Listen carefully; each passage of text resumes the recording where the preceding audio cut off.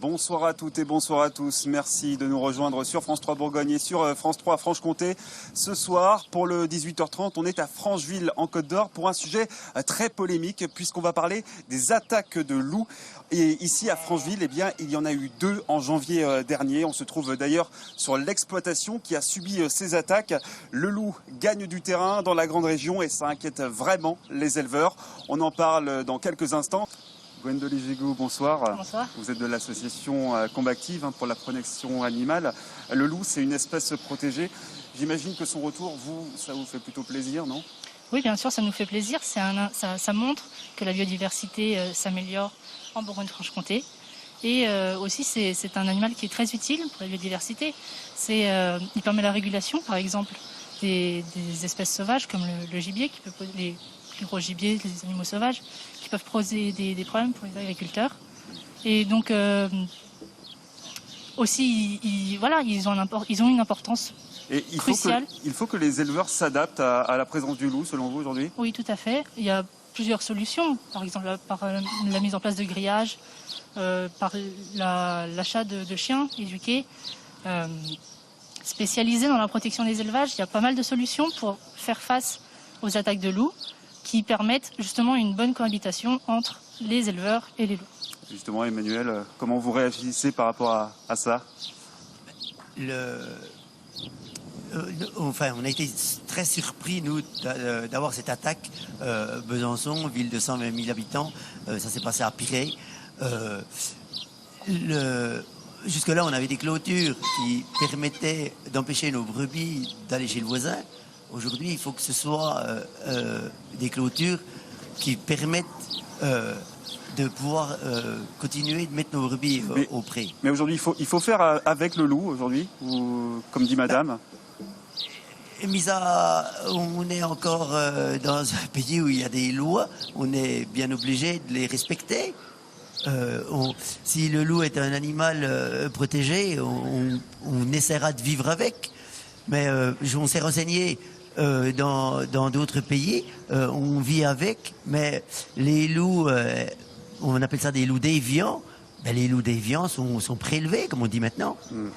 Et vous pensez quoi de cette question, la protection des chiens, en fait, par les chiens patous qu'on voit beaucoup en zone de montagne notamment, ça marche, ça? En zone de montagne, visiblement, ça marche, parce que c'est des grands espaces. Moi, j'ai 350 brebis, on a 12 parcs. Expliquez-moi comment je fais pour gérer la protection de mes lots de brebis, quoi. Selon vous, ça peut fonctionner? Ça montrait de l'efficacité, les chiens de protection? Oui, bien sûr. Il faut des chiens, mais il faut aussi des clôtures, une présence humaine, c'est d'un tout. À partir du moment où il y a une faille quelque part, forcément le loup va attaquer. Même s'il y a un chien et s'il n'y a pas de clôture, ça ne va pas marcher, c'est un tout. Et ça a déjà montré son utilité. Par exemple, il y a quelques semaines, on est allé dans les Alpes de Haute-Provence voir des éleveurs qui, justement, avaient subi des attaques, ont mis en place des clôtures, ont pris des chiens, des patous qui ont été éduqués et tout ça. Ils ont mis des caméras aussi, pas mal de systèmes en place pour protéger leurs élevages. Et maintenant, depuis 10 ans, ils n'ont plus aucune attaque, alors qu'ils sont entre 2 meutes. Et ils n'ont plus aucune attaque, donc c'est une preuve que, en mettant les bons systèmes en place, les loups et les éleveurs peuvent cohabiter. Emmanuel, vous-même, vous avez investi dans des chiens de protection ou pas du tout? On avait un peu pris les devants il y a une quinzaine d'années. J'avais pris un patou qui venait directement des Hautes-Alpes. C'est un chien qui avait été en alpage. On l'a eu une dizaine d'années sur la ferme. C'était concernant les attaques de chiens errants et les vols. On va dire que le chien avait globalement fait son travail. On a eu des moments très intenses avec ce chien. Par contre, on est dans une zone périurbaine avec beaucoup de promeneurs, de vététistes. Et oui, ça pose des problèmes de sécurité. Et au niveau sécurité, je me suis dit, le jour où le chien mourra, on n'en reprendra pas. Parce que je me suis retrouvé au tribunal suite à des plaintes Ouais, donc, avec des riverains, avec des tiers. donc c'est pas la solution C'est idéale. pas la non plus. solution. J'ai eu la SPA aussi qui a eu des plaintes. Les gens se plaignaient parce que le chien était dehors quand il pleuvait, quoi. Donc on a bien compris que D'où c'était... l'importance d'avoir des chiens bien éduqués, qui ont l'habitude de travailler avec des élevages, avec des brebis. Et un chien, c'est quand même faire la différence entre une brebis et un humain. Donc je pense que sur ce problème-là, il ne faut pas non plus trop dramatiser. L'autre solution, Gwendoline Jégou, que proposent beaucoup d'éleveurs et aussi les préfectures, hein, c'est les tirs de défense contre le loup. Vous y êtes fondamentalement opposé ou pas? Oui, on est opposé à ces tirs de défense. On ne pense pas que ce soit une solution efficace ni pérenne d'ailleurs. Ça fait des années maintenant qu'à chaque fois qu'il y a un problème avec les loups, la solution c'est les tirs. Et pourtant, le problème existe toujours. Donc je ne pense pas que ce soit comme ça qu'on résolve le problème. Oui, mais malgré tout, ces loups font du mal aux éleveurs. Il y a du travail derrière, il y a une perte financière derrière. Bien pour sûr, ces éleveurs. il y a des indemnisations ensuite, normalement. Ce n'est pas toujours le cas parce que vous n'avez pas été indemnisé encore. Oui, normal, c'est pour ça que je dis Voilà, ça normalement. fait un peu plus de 400 jours qu'on a eu notre attaque. On n'a toujours pas été indemnisé. J'ai encore eu un courrier ce matin m'informant que les dossiers sont quasiment bouclés, mais il manque toujours l'élément, dernier élément. C'est très long. On a presque l'impression que les services de l'État freinent des quatre pieds.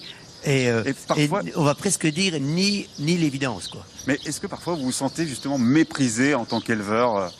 Je vais pas dire méprisé, mais on est laissé. Moi, je me sens abandonné, quoi. Sincèrement, je me sens abandonné. Si j'avais pas eu mon épouse pour continuer à faire les dossiers, l'indemnisation, il y a longtemps parce qu'on a tellement de boulot sur les fermes que, et puis je suis pas en guerre contre l'administration, mais ils ont un langage qui n'est pas notre langage. Aujourd'hui, il y a l'association combative qui propose une autre solution pour protéger les éleveurs, c'est l'opération Cerbère. Vous pouvez m'expliquer de quoi il s'agit? Voilà, c'est ça, c'est la cellule Cerbère. Alors, ça fait maintenant quelques temps qu'on travaille dessus. C'est une cellule qui a pour objectif d'aider les éleveurs, justement, qui ont des problèmes avec les attaques de loups, qui sont menacés par les loups. Et donc, on leur propose une aide bénévole. Enfin, on emmène des bénévoles. C'est une surveillance humaine, c'est ça? Oui, voilà, c'est une surveillance humaine pour faire des veilles de nuit, par exemple. Les agriculteurs nous contactent s'ils ont une menace et nous, on leur envoie des bénévoles pour faire des veilles de nuit. Vous en pensez quoi de ça? Je pense que c'est... Enfin, j'ai pas envie de vous embrasser. Les gestes barrières. Mais je pense que c'est une très bonne démarche, quoi. Et plutôt que d'être contre, anti-tout, je pense que c'est intelligent. Je vais aller à peine plus loin. Nous, aujourd'hui, on a des clôtures à refaire. On a 19 km de clôture. Ça fait 19 000 mètres linéaires de clôture à faire. J'ai que mes deux bras, qui sont déjà bien fatigués. Et ça suffira pas. Ça suffira pas. J'ai fait faire un devis. C'est 11 € du mètre linéaire de clôture posée. Hors défrichage, c'est-à-dire qu'il faut encore défricher. Merci à vous deux. L'émission va bientôt se terminer. Merci en tout cas d'avoir accepté notre invitation.